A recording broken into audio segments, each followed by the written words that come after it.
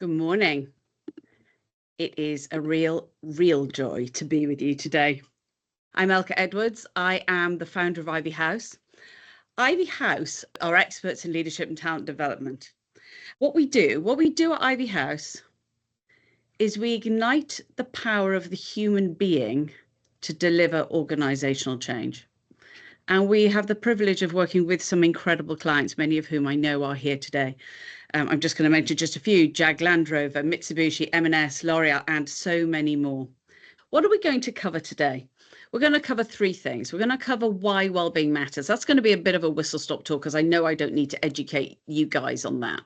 Then we're going to look at the fundamental misunderstanding. What is getting in the way of us being well the majority of the time? And then finally, we're going to look at how we create real change. So let's start with why it matters. Now, I could drown you guys with stats. Let me just pick up on a few of these. 71% of leaders report increased stress levels in 2024. 40% of leaders have considered quitting due to stress. That blows my mind, if I'm honest. 70% of leaders feel they don't have the time to do their jobs. I'm surprised that's not higher from what I hear and what I see. 52% of young employees see anxiety as a barrier to the success. 56% of work-related illness is stress-related, and over 20 million days were lost to stress, depression, and anxiety in 24. And of course, we don't want it to continue. We want to feel better. So what do we do? Well, unfortunately, we try harder, right? We try and be more zen, more loving, more present, more on top of things, and it just doesn't work. And somebody far wiser than me once said, we can't solve our problems with the same level of thinking that we use to create them. If we're going to fix or change the state of our well-being within our organizations and within our personal lives, we're going to need to clear up a fundamental misunderstanding that we have about well-being. And this misunderstanding is that well-being is determined by external factors. But that's actually not how it works. How it works is that well-being is an inside job.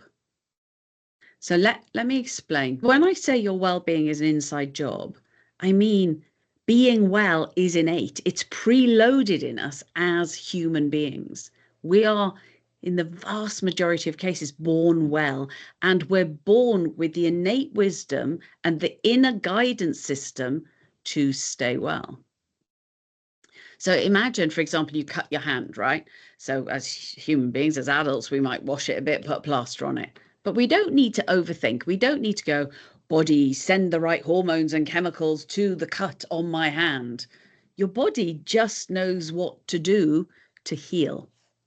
So let's imagine for a moment that the vast majority of us are born like a perfect wheel. I don't think that is a perfect wheel, probably wouldn't roll perfectly, but imagine it was. And when we're using our mind as it's intended, when we're treating our body well, and when we're staying aligned to what makes our soul sing, this wheel keeps rolling. But then for some reason, our mind, our thinking, thinks it knows better. And we stop listening to this inbuilt internal wisdom. And eventually, things get so noisy in the external world that we stop hearing the internal wisdom. And when we stop hearing and we stop giving ourselves what we need, we feel less well. It's like the Leaning Tower of Pisa. We start off aligned, we're born well, we're born with the inner guidance system, and we either go away from it or toward it with every single behavior we choose. Slowly but surely, if we choose behaviors that take us away from our natural state, we're going to end up so far away from our natural state that we're actually going to forget. And I think so many of us have, I certainly did for many years, forget that that is the way we're meant to be. And that brings me to the final piece of our conversation today. How do we create change? How do we make sure that at the end of 2025, we are feeling different to how we felt at the end of 24? I've forced myself to choose 3 things that are going to make a profound difference to your well-being. The first is taking 100% ownership for your well-being. So what I'm not talking about here is making an intellectual decision. 100% ownership doesn't mean taking just an intellectual decision to exercise more. What I'm talking about is a deep-rooted belief that for the good of everybody, your well-being is your priority. Those of you who have heard me speak before, you will have heard me talk to this. Life is a series of events, and most of those events we have very little control over, but we do as human beings have this incredible power of choice. And when we take back that power of choice, literally everything changes. So if we want different outcomes, we need to make different decisions. Now, I'm really aware that that makes intellectual sense. But the problem is we often decide to change things and we don't do it. So intellectually, we get it, but we don't make the change. So the first thing we need to do is take 100% ownership. The next thing we need to do is to become a courageous learner. So I've taken ownership. So why do I keep doing this? Why do I do X when I tell myself what I really want is Y? Why do I do another 20 emails when I've committed to going to the gym? Why do I keep doing that? So for me, for years, I beat myself up about not doing what I'd committed to doing. And if I'm honest, I thought it was about willpower. I thought maybe I was just not strong enough. But when I understood that actually I needed to develop this courageous learning mindset, I began to ask myself what was really driving my behavior. Underneath my intellectual decision to know it's a good idea to look after my well-being, there's a whole load of belief patterns and thought patterns that are often uncovered. I call them root beliefs. So for me, I had a root belief that if I didn't work excessively hard, people would think I was lazy and they wouldn't rate me. And if they didn't rate me, I wouldn't be safe. So becoming a courageous learner moves us from this idea of self-judge, where I was at, oh my God, I just haven't got enough willpower, I'm not strong enough, I haven't cracked this enough, to self-coach.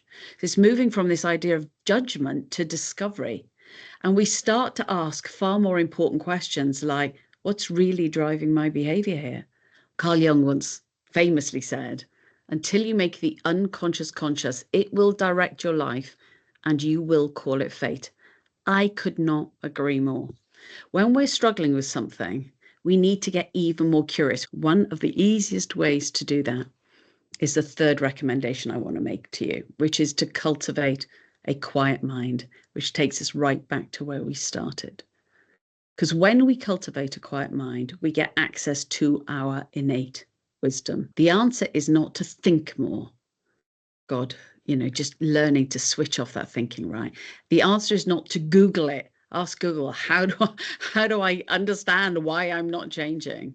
The answer is to go inside and reconnect with our abundant wisdom that we already have within us. For that, we need to get quiet. If you are looking to create an organizational shift in your business around well-being, there are 3 big things you need to consider. And the first is you need to have the courage to look at the raw facts. Where are you now as an organization? Are you living under the illusion that everything's going to change when that transformation program has happened, or when that merger has happened, or when we've implemented that system? What's actually going on? What behaviors are being role modeled in your business? Do people really understand how well-being works? Are they taking ownership for their state, or are they blaming stuff outside of them for how they feel? So do yourself a well-being audit, really understand that. If you decide you want to change organizationally, you need to find your evangelists, people that want to go deep into understanding how well-being works and then start to role model and talk about and share what they're experiencing. We talk about it in Ivy House, like creating a bonfire on a cold night, and people are really attracted to what is going on over there. Then you need to teach them the right things. You need to teach them the truth about well-being, how thought works, and the job of leadership in terms of creating environments where people thrive. The final piece is to create a genuine learning culture, not a culture where we beat ourselves up for things going wrong, but we get even more curious to understand what's driving the behavior that is getting the results we need.